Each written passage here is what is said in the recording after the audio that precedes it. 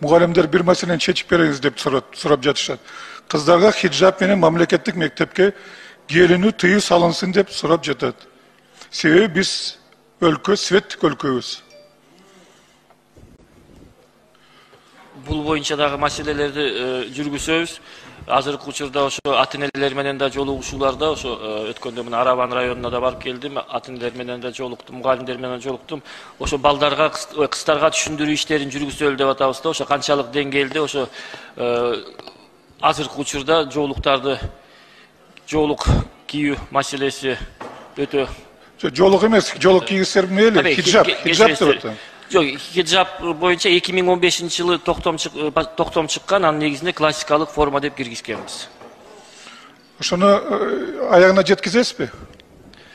Азыр Ызатбек кызы Аида депутат менен биргеликте ошо билим берүү мыйзамына, билим берүү жөнүндө мыйзамына киргизип атабыз, ошо школьная форма боюнча норманы. Анан буюрса киргизебиз. Ассаламу алейкум Кубанычеге.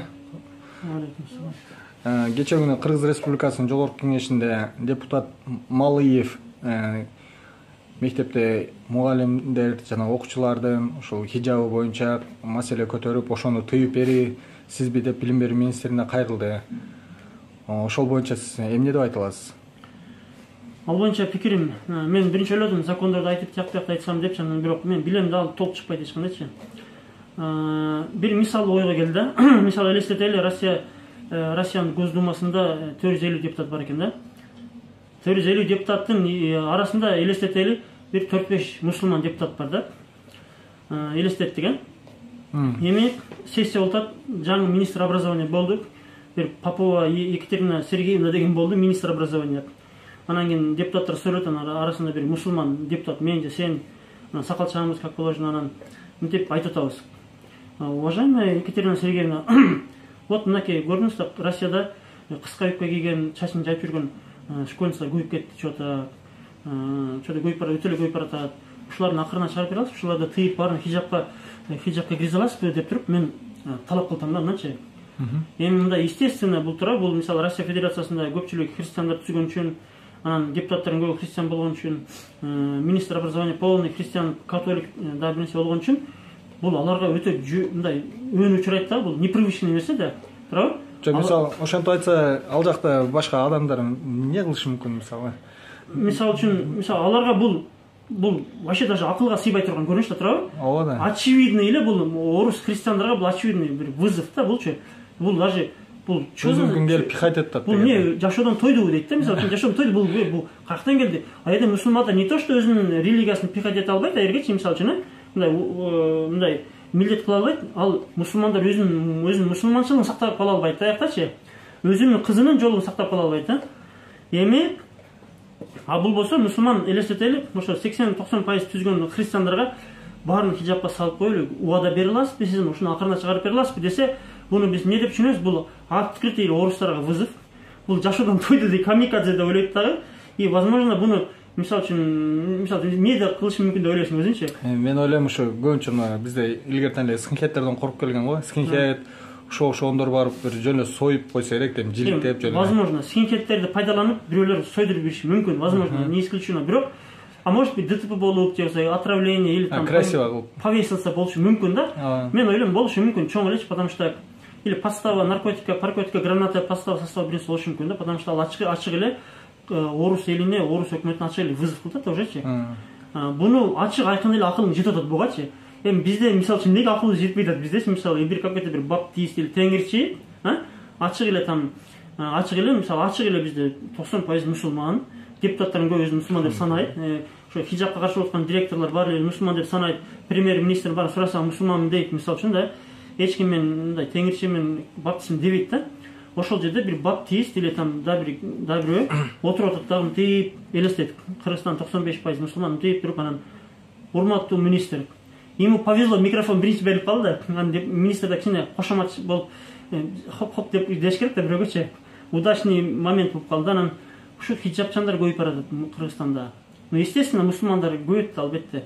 Анан что-то ушуга бир ушуну акырына чыгарып койсу, директорлор айтып атат, неме жолугун тыюу салып, мектептерде тыюу салыш керек деп атат да.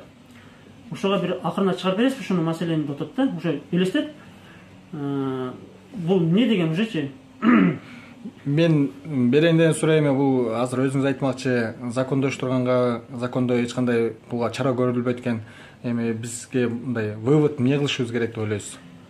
Вывод берде биз эч ким чакырбайбыз, ал Малиевди бир нерсе кылып койгула депчи, мисалы эч ким чакырбайт. Чакырганда деле ал мисалы мыйзамсыз көрүнүш да, мисалы үчүн. Ал толук жок да. Берде күнөө эмнеде? Күнөө айтабыз, прокурор тияк бияк карабайбы, анан мыйзам жокпу деп айта беребиз, мисалы үчүнчү. Эми сөз эркиндиги бар экен да. Мен бизде күнөө элде да. Эл ошо мусулман эл, элдик жаза деген нерсени мен туура көрөм да. Элдик жаза, эл өзү жазаламайынча бир какой-то министр, депутат, бир мектептин директору өзүнүн каалаганын айтып, ушинтип өзүнүн мыйзамсыздыгын, исламофобиясын түктөп берет да. Эл жазаламайынча эл кантип жазалаш керек? Эл ошонун үй бүлөсүндөгү бир мүчөсү, кошунасы, тууганы, коллегасы, шопуру, кесиптеши, кошунасы, таанышы. Өзү мусулманмын деп эсептеген. Өзүн даже мусулман болбогондо деле жөнөкөй адамгерчилик боюнча, толеранттуулук боюнча адекватный бир мышление менен ойлогондо деле, сен ойлобойсуң, сен кантип ушуну айттың? Бирөөнүн кызы өзү билет да кандай кийинет экенин, образованияга тоскоолдук кылып атат. Мусулман болбогондо деле бул даже обычный логикага, толеранттуулукка, обычный логикага дагы, интеллектке жатпайт да булчу. Даже бирөө акыл эс жайында адам айтыш керек, сен эмне деп атасың, сен бир жериңе кирип атабы бирөөнүн жолугу? Сен эмне, кандай неме деп туруп элдер катташпай коюш керек, мамиле кылбай коюш, учурашпай коюш керек, аш жебей коюш керек, бир дасторкондо отурбай коюш керек. Мындай ошо жогорку кеңеште кадр өткөндө мынтип өтүш керек, мынтипчи, хотя бы өзүңдүн абидаңды билдиришиң керек. Анан эч ким абидасын билдирбесе, коллегалар, депутаттар, эл, кошуналар, анан жакшысызбы деп чайына пайына бара берсе, мисалы үчүн, бара берсе, анан ал, мен туура эле айтып койдум окшойт деп өзүнүн уверенный жүрөт да. Анан эл болсо кайрабайбы, укук коргоочулар, адвокаттар, прокурор кайда жүрөт деп. Сенин диниңе, сенин акыңа, сен диниңе эмнеге депутат бир укук коргооч чуркаш керек? Неге сен өзүң диниңе, акыңа, өзүңдүн намысыңа, абириңе сен өзүң кызганыч мындай бир какой-то бир ревность, бир мындай бир сезим болбосочу мындай. Бул менин диним асылды, менин карындаштарым асылды. Сен кимсиң? Сен кимсиң? Кыргыздар ким? Кыргыз эли. Бул ачык эле кыргыздардын душманы эсептейм. Мен элдерди элдик жаза кылууга чакырам. Бунун моральный жаза, моральный.